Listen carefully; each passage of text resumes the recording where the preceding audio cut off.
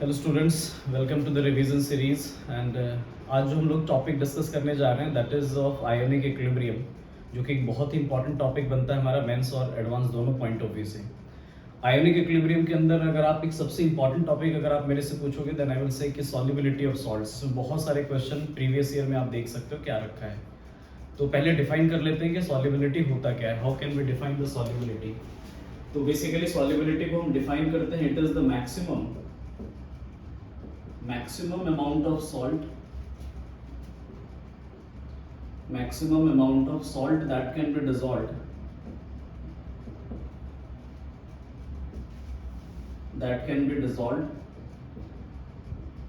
at saturation और कह सकते हो आप equilibrium at saturation or equilibrium at a particular temperature.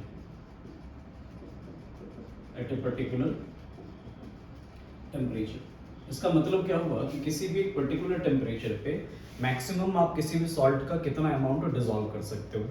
लेकिन ये जो सॉल्युबिलिटी की हम बात कर रहे हैं this is the maximum amount, और किसी भी रिवर्सिबल प्रोसेस में जो मैक्सिमम अमाउंट आपको अचीव होगा that can be achieved only at saturation और इक्विलिब्रियम। तो किसी भी सॉल्ट की सॉल्युबिलिटी को डिटरमाइन करने के लिए आपको वेट करना पड़ेगा प्रोसेस के सैचुरेशन तक आने का। Before saturation we can not define the solubility. Okay, so I hope सबको ये समझ में आ गया होगा।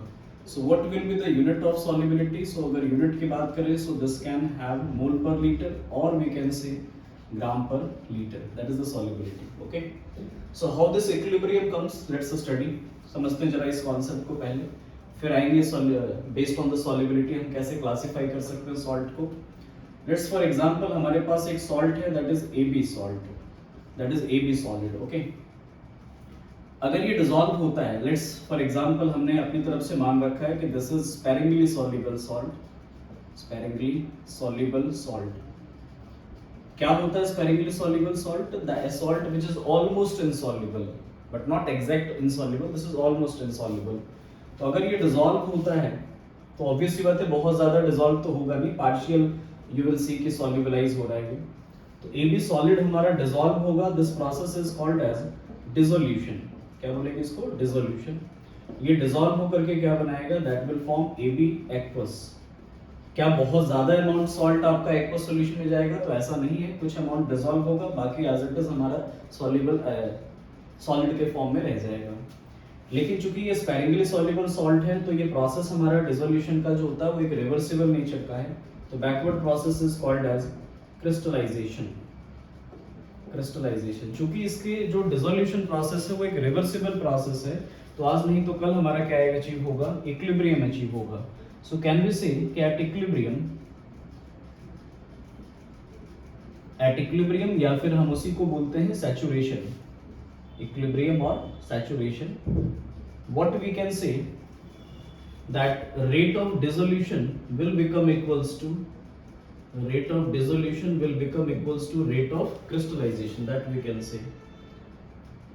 Okay, and this means कि अब इससे ज्यादा सॉल्ट आपका डिसॉल्व होता हुआ नजर नहीं आएगा, बिकॉज जिस रेट से वो डिसॉल्व हो रहा है वापस से उसी रेट से क्या हो रहा है? हमारा क्रिस्टलाइज हो रहा है। ओके, सो ये समझ में आ गया कि इससे ज्यादा अगर सॉल्ट डिसॉल्व नहीं हो सकता, इसका मतलब सैचुरेशन या इक्विलिब्रियम हमारा अटेन हो चुका है। तो इसको थोड़ा और ब्रीफली, थोड़ा और डिटेल में बात करते हैं कि AB सॉलिड अगर किसी भी वाटर में, मीडियम में अगर डिसॉल्व होता है तो ये बना रहा है हमारा AB एक्वस। लेकिन सिंस वी ऑल नो कि जो हमारा सॉल्ट होते हैं this is a strong electrolyte. कैसा इलेक्ट्रोलाइट है? Strong electrolyte. और स्ट्रॉन्ग इलेक्ट्रोलाइट नेचर वाइज क्या होते हैं? 100% डिसोसिएट होते हैं रिस्पेक्टिव आयंस में। तो ये डिसॉल्व होने के साथ ही तुरंत हमारा क्या हो जाएगा? A प्लस एक्वस, और साथ में क्या बना देगा? That will form B minus aqueous. Okay, so can we directly write कि चूंकि हमारा AB सॉलिड डिसॉल्व हुआ, AB एक्वस बना है, लेकिन जैसे जितना भी अमाउंट डिसॉल्व हुआ हो तुरंत कन्वर्ट हो जाता है हमारे किस में? आयंस में। So can we directly write this कि AB सॉलिड ये डिसॉल्व होकर के A प्लस एक्वस और क्या दे रहा है अपने को? B minus aqueous. तो कई बार ये पूछा जाता है कि जो इक्विलिब्रियम एस्टैब्लिश हो रहा है वो किसके बीच में एस्टैब्लिश हो रहा है? सो वी कैन से कि equilibrium is established between dissolved ions जो आयंस हमारा डिसॉल्व हो गया उसके बीच में, एंड अनडिसॉल्व्ड सॉल्ट, अनडिसॉल्व्ड सॉल्ट या सॉलिड, उसके बीच में हमारा क्या हो चुका है, एक इक्विलिब्रियम हमारा यहाँ पे एस्टैब्लिश हो चुका है। Okay, so this is the basic concept कि हमारा सैचुरेशन का मतलब क्या होता है। सैचुरेशन का मतलब है कि एक ऐसा स्टेज आ जाना जहां पे आपको लगे कि फर्दर सॉल्ट हमारा डिसॉल्व नहीं हो सकता है। Okay, based on the solubility, अभी सॉल्युबिलिटी निकालना भी सीखेंगे, बट पहले कुछ बेसिक टर्म्स आप समझ लो। Based on the solubility we can classify the salt can be classified into three parts. One is called as highly soluble salt, दूसरा हमारा होता है partially soluble, और एक को हम कह सकते हैं sparingly soluble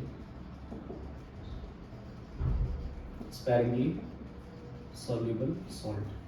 highly soluble salt की जो सॉल्युबिलिटी वैल्यू होती है, solubility that is greater than 0.1 molar. एक ऐसा सॉल्ट जिसकी सॉल्युबिलिटी 0.1 मोलर से ज्यादा है उसको हम हाईली सॉल्युबल सॉल्ट कहते हैं।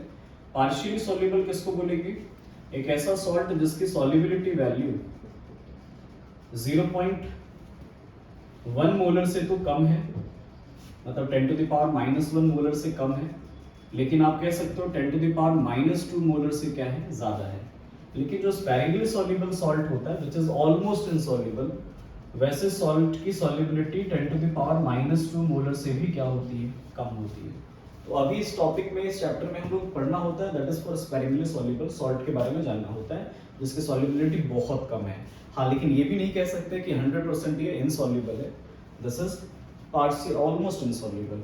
Okay, next what we will talk कि सपोज हमारे पास फिर से उसी इक्विलिब्रियम पे लेकर आते हैं आपको। ए बी सॉलिड है, ये डिसॉल्व होकर के क्या दे रहा है हमारा, A B A plus aqueous plus B minus aqueous. Okay, जैसा कि अभी हमने रिएक्शन लिखा भी था। कभी ना कभी सैचुरेशन आएगा, इक्विलिब्रियम आएगा, तो टी इक्वल्स टू इक्विलिब्रियम या सैचुरेशन पे अगर बात करें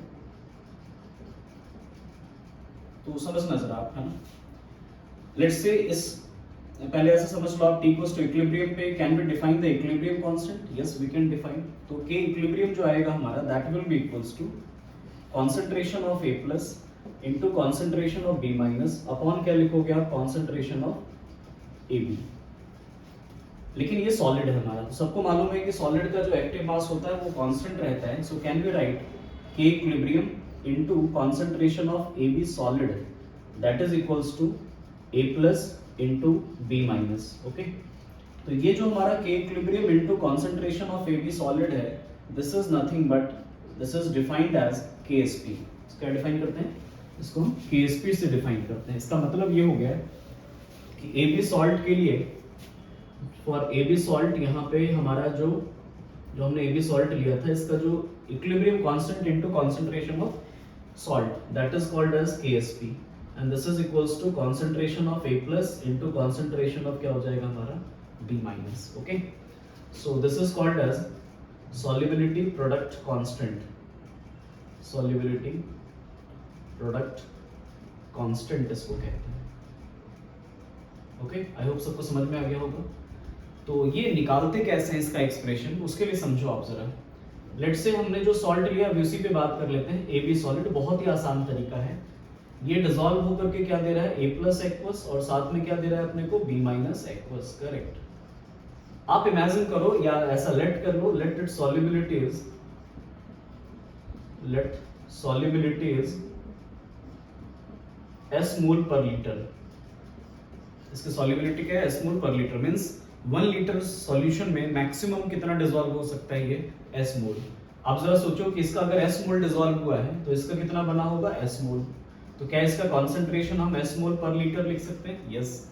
इसका कितना बना होगा, एस मोल, तो इसका भी कॉन्सेंट्रेशन कितना हो जाएगा, एस मोल पर लीटर। तो जो आप KSP डिफाइन कर रहे थे, KSP was defined as concentration of A plus into B minus. तो क्या इसको KSP इज इक्वल्स टू इसका कॉन्सेंट्रेशन कितना हो गया S और इसका भी कॉन्सेंट्रेशन क्या हो गया S. So can we write KSP is equals to S square. Yes we can सी.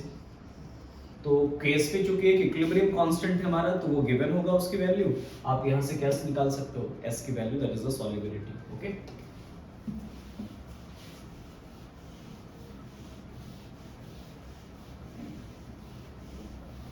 एक और सॉल्ट के लिए आपको निकाल कर दिखाते हैं, समझना बेसिक कॉन्सेप्ट को, बिकॉज जरूरी नहीं कि हमारा सॉल्ट हमेशा 1:1 के रेशियो में ही प्रेजेंट हो रेशियोज का. तो इस बार सपोज हमने AB2 सॉल्ट ले लिया, मतलब 1:2 के रेशियो में इसके आयंस आपस में कंबाइंड हैं. तो ये जब डिसॉल्व होगा तो क्या देगा अपने को A+2 एक्वस और साथ में क्या देगा 2B माइनस एक्वस. करेक्ट. हमने अभी अगेन मान लिया कि लेट सॉल्युबिलिटी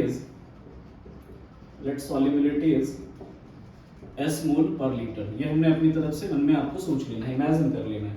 तो T इक्वल्स टू सैचुरेशन पे, मतलब इक्विलिब्रियम पे, अगर आपसे कोई पूछे कि A+2 का कितना मोल बनेगा, तो सबको मालूम है कि अगर इसका S मोल डिसॉल्व हो रहा है तो इसका कितना बनेगा S मोल.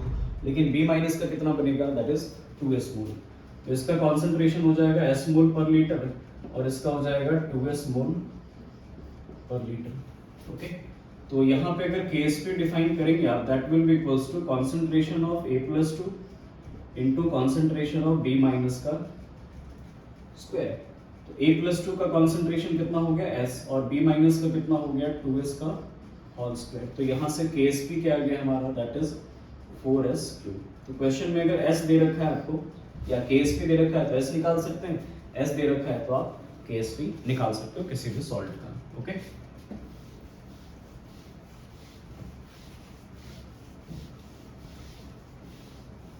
नेक्स्ट सिमिलरली एक और सॉल्ट इमेजिन करते हैं, that is let's say AB3, या चलो कुछ एग्जांपल्स लेकर ही बता देते हैं आपको. Suppose for example we have a salt let's say Na3PO4, sodium, या Ag3PO4 ले लो आप, सिल्वर फॉस्फेट. ये डिसॉल्व होगा सॉलिड, तो क्या बनाएगा 3Ag+1 और साथ में क्या बनाएगा PO4 -3. तो अगर इसके सॉल्ट की सॉल्युबिलिटी आपने S मोल पर लीटर ले लिया है तो इसका कितना मिलेगा 3S मोल मिलेगा. तो कॉन्सेंट्रेशन हो जाएगा 3S मोल पर लीटर और इसका कितना हो जाएगा S मोल पर लीटर. करेक्ट. तो यहाँ से जो K इक्विलिब्रियम आएगा, जिसको आप KSP यहाँ पे कहते हो, दैट इज इक्वल्स टू क्या लिख पाएंगे हम Ag प्लस का cube into PO4 -3. Okay. So this will be 3S का whole cube into S. So this will come out to be 27S to the power 4. That will be the KSP. तो आप यहाँ से KSP निकाल सकते हो या फिर S निकाल सकते हो. So I hope सबको समझ में आ गया कि किसी भी सॉल्ट के लिए हम कैसे सॉल्युबिलिटी निकाला जा सकता है. अगर इन जनरल बात करें हम, in general can we define the KSP expression. Yes. Suppose for example हमारे पास सॉल्ट है AXBY. अगर ये डिसॉल्व होगा तो ये क्या बनाएगा X A प्लस Y और Y B और इधर क्या हो जाएगा -X. करेक्ट. तो अगर इस सॉल्ट की सॉल्युबिलिटी हम S मान लें, मतलब 1 लीटर मैक्सिमम ये S मोल डिसॉल्व हो सकता है, तो ये कितना बनेगा X इंटू S और ये कितना बनेगा Y इंटू S. तो यहाँ से अगर KSP आप निकालेंगे, that will be equals to concentration of A plus Y power में हो जाएगा X और V माइनस X पावर में क्या हो जाएगा Y. ओके. सो यहाँ से अगर KSP एक्सप्रेशन आप निकालो तो क्या आएगा जरा देखो आप. KSP will be equals to A plus Y that is X into S to the power क्या हो जाएगा हमारा X इंटू B इसका Y इंटू S पावर में क्या हो जाएगा Y. ओके. सो यहाँ से आप कहीं ना कहीं अगर ये एक्सप्रेशन आ गया तो इसको आप सॉल्व भी कर सकते हो आगे, है ना. तो वहां से आप कहीं ना कहीं S निकाल पाएंगे, या फिर अगर आपको S दे रखा है तो KSP दे रखा है तो S आप निकाल सकते हैं किसी भी सॉल्ट के लिए. तो आई होप सबको समझ में आ गया होगा यहाँ तक कि कैसे भी जनरल किसी भी सॉल्ट के लिए हम लिख सकते हैं. इसमें एक जो इंपॉर्टेंट पार्ट आता है that is the effect of common ion. Effect of common ion on the solubility of sparingly soluble salt, obvious सी बात है। तो इसको एक एग्जांपल से आपको समझाते हैं और फिर जनरल आप याद रखेंगे। लेट्स से हमारा AgCl एक सॉलिड सॉल्ट है हमारा, जो डिसॉल्व होकर के क्या दे रहा है, Ag+ और Cl-। ये एक स्पेरिकली सॉल्युबल सॉल्ट है। अब इसके अंदर हमने एक suppose highly soluble salt NaCl, this is highly soluble salt है, ये हमने डिसॉल्व कर दिया, तो ये क्या बनाएगा, Na+ और Cl- बनाएगा। As we dissolve the NaCl, what will happen? Concentration of Cl- will rise. On addition of NaCl, what will happen? Concentration of Cl- will increase.